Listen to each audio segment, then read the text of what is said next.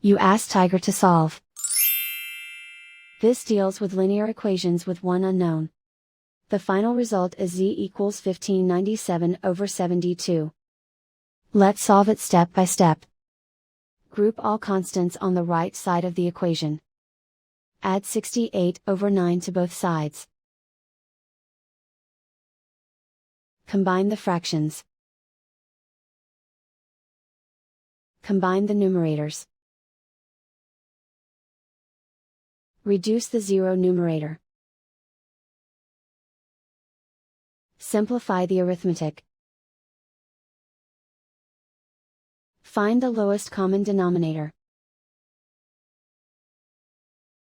Multiply the denominators. Multiply the numerators. Combine the fractions. Combine the numerators.